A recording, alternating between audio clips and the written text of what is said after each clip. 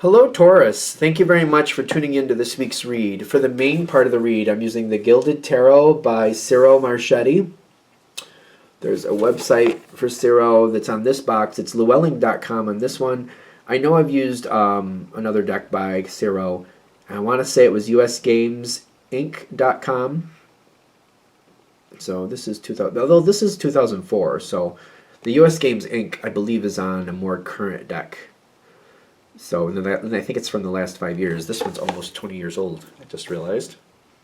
So judge that however you want to. Alright, supportive oracle cards. Spellcasting oracle cards by Flavia, Barbara, and Lizbeth. They're their full names if you'd like them. On the back here is the websites. SheWhoIsArt.com I usually notice, but there's a couple others. If you want to check any of those out, feel free to do so. Okay. What do we have for Taurus? Taurus.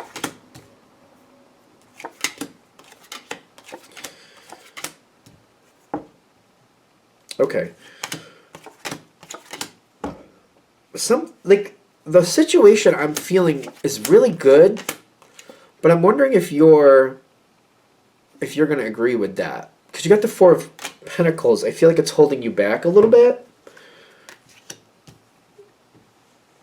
Four of Pentacles is holding you back. Okay. So, okay.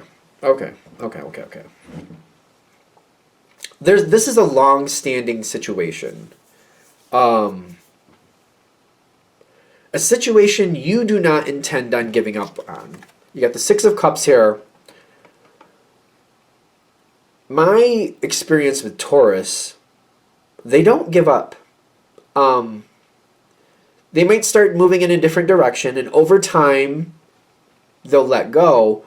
But like when I say give up, I feel like that's kind of like, I've gotten this far and I can't do it anymore, so I just put it down and walk away. It's not really a Taurus thing, not usually. Usually it's kind of like, all right, I've gotten this far, and this isn't working out, so I have to start editing what I'm doing and start changing it so I can like make the best of what I've done, but start changing where I'm going in the future without walking away from everything I've accomplished. So I got to make the best of what I've had, even though I want to go a different direction. I'm not just going to abandon what I did. I just got to make it as useful as possible and start going in a different direction and make my choice slowly. Usually. There's a lot of different flavors of Taurus, I know. And I say that because there's, if you know about astrology, there's a lot of different things that go into it. It's not just your sun sign. But anyway. So when I'm looking at this situation, you don't really have any intention in giving up on it. And it does say finances. This could be a financial thing. But what I'm getting is like you've invested in this situation. And you're fighting to make sure the time you've invested is well used, is well spent, is not a complete loss. And I feel you like really trying to work this out. You're putting in a lot of effort to work it out. You got the Knight of Swords coming in, working it out, don't want to give it up, put too much effort into it, don't want to throw it in, don't want to throw the towel in. Let's at least try to find a better way for this to at least make sense. Let's do what we can to make it work out, whatever this is. Now, this could be business. This could be some type of relationship. It doesn't necessarily have to be a romantic relationship. It could be a friendship. Could be a family connection.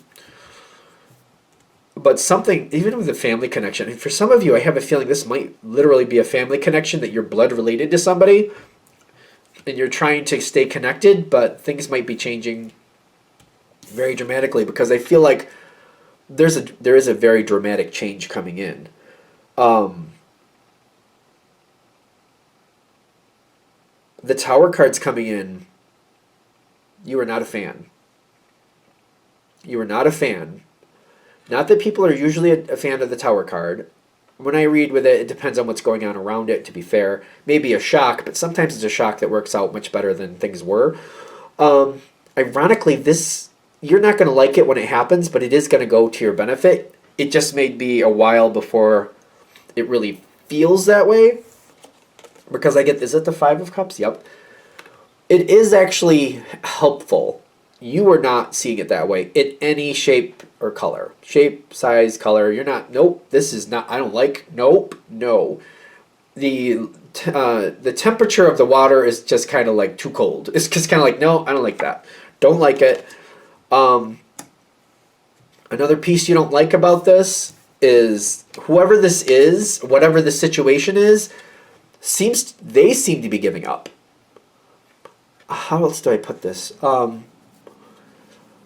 The best analogy I could think of off the top of my head is like when you work somewhere and then one day you find out that not only did they sell the company, but they closed the doors and you're showing up for work and they're like, well, sorry, nothing, no work for here, no work here for you. You're not even allowed in the building. Here's your stuff. Everybody's stuff was collected. Find your name on your box and, go to the unemployment office and do what you got to do. But sorry. That's kind of how this feels. Now, it could be relationship-wise where somebody's just like, bye, and they're just flat out not responding to you anymore. They're okay from what I get. But it's harsh like that. Harsh. And it's in question, especially since this is a general read, it's in question if that whoever made their decision, if that's really in their best interest. I keep feeling like it's in question. Some people learn through the school of hard knocks. It might be healing for them because they're making a very harsh, maybe very bad decision, but it's going to be one of those decisions where, you screw up once like that and then you don't do it again because the outcome was so harsh. I like the harsh, just very harsh. It's so terrible. The outcome is so bad that, like, I don't know. It's kind of like when you get that credit card when you're too young to know how to really handle that. Maybe like 21, 22, stereotypical. I know some 20-year-olds are very good, but something like that where you just kind of get it. It gets out of your hand. You get a couple thousand on there, and you blew it on stupid things, and then, it takes you a while to pay that off, and you're just like... You're just kind of like, I can't believe I did that to myself. I can't believe I screwed myself over like that. And when you learn it once, you didn't like it so much, you don't repeat that because you're like, I hated that. I hated that. I wasted a couple $1,000s, and then I just had to pay it back, and it kept me from doing other things I wanted to do because I had to keep working at that to pay that back. You know what I mean?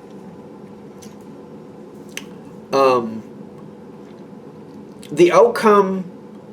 See, I keep saying that healing is in question. The long-term outcome will be in their favor. It may be through a harsh lesson. So just keep that in mind. Like, maybe it's not the short term making this decision is best, but what they're going to learn from it may be the best. For others, maybe it's just better. This is what's better for them. So take it with a grain of salt, however that works. Either, I think most of them it's going to be long-term, kind of like the decision they make in the long run, it's going to have a harsh outcome, and they're going to realize that was not the best idea, and they won't repeat that mistake. So, ironically, even though you do not like it when this happens, for those of you this is going to hit with, I just do not see you liking it.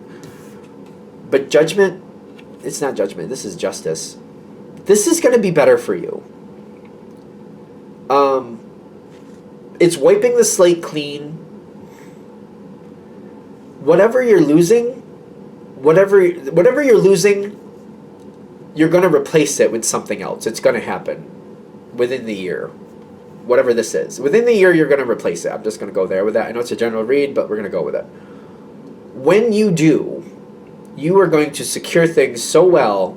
Like, you're going to be looking for red flags all over the place. You're going to be like, before I do this again, before I go too far down this road, I'm going to really think about what I'm getting involved with.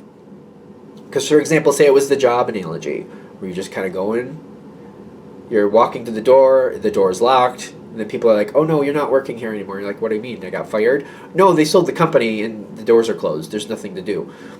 The boxes are over there. Just find your name, grab your box, and go to the unemployment office, whatever you got to do. And then it's like there was signs to that, like that company, if that was a company, like there were signs where you saw things weren't right.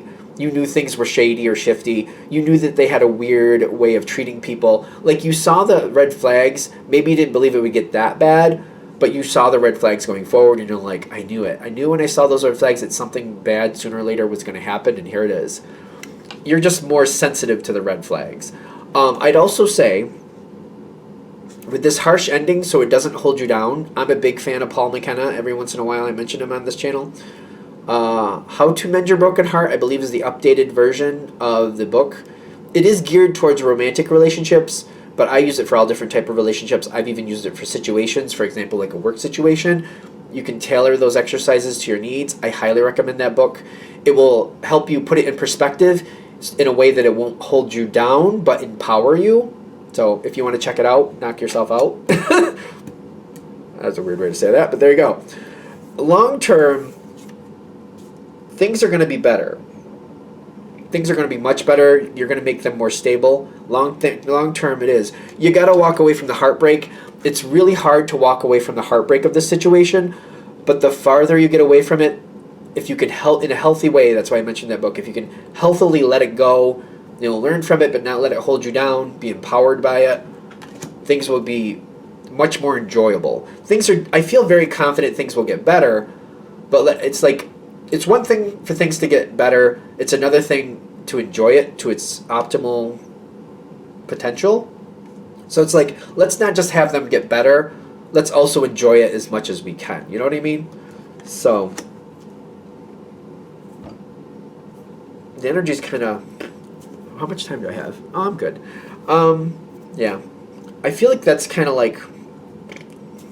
That's it. I think that's it. You have a lot of cards popping up that are in your favor. Trust, the Ace of Pentacles, the Queen of Pentacles. A lot of this, don't get caught up in the gender. This is just saying you're going to be really happy, very emotionally connected to whatever's coming in next. I'm just kind of like letting go of the past could be a challenge.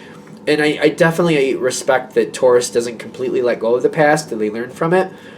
The thing is, learn from the past, remember the past, but don't let it hold you down. See it for what it was, and let it empower you. And sometimes it's hard to be empowered by the past if you're afraid that you're going to end up in the same situation, because you're like, well, I didn't see this and I didn't see that. I'd like to believe this wouldn't happen again, but some of this really did blindside me. That's why I'm mentioning that book, because it'll help you maybe there's more red flags there than you really wanted to see, but then if you really start thinking about it and going through that information and going through those emotions, you're like, you know what? I remember that happening, and you know what? I remember that too. That was kind of my heads up. I didn't see it that way at the time, but now looking back, that's how you can be more empowered. So I don't feel like the past is a mystery, that somebody can pull the bottom of the situation out from me at any time. So it's like helping you build that confidence to where you can be empowered by the past and not held down by it. I don't know. I don't want to downplay that like it's a little thing, because it's not. But hopefully, and not for nothing, I don't know if I need to say this, but I will. I think if you don't want to do that book, there's other gurus out there, a therapist, stuff like that. I think in this day and age, most people realize that at some point in life, everybody needs a therapist. At some point, a therapist would just make your life a lot better. You could heal from things a lot easier. Nobody has easy lives. That just doesn't happen. But, whatever it means to you, whatever you need to do with it, I just hope things get better for you. So there we go. I'm going to let it go now, because I feel like I'll ramble for the rest of the day otherwise. So thank you for watching. I hope that helps. If you'd like a direct reading from me, shoot me an email, jamesforastral@gmail.com. That's James the number 4, astral@gmail.com. If you're interested in the donation information, that's below with the same email. Thank you again for watching, and I hope you have a great day.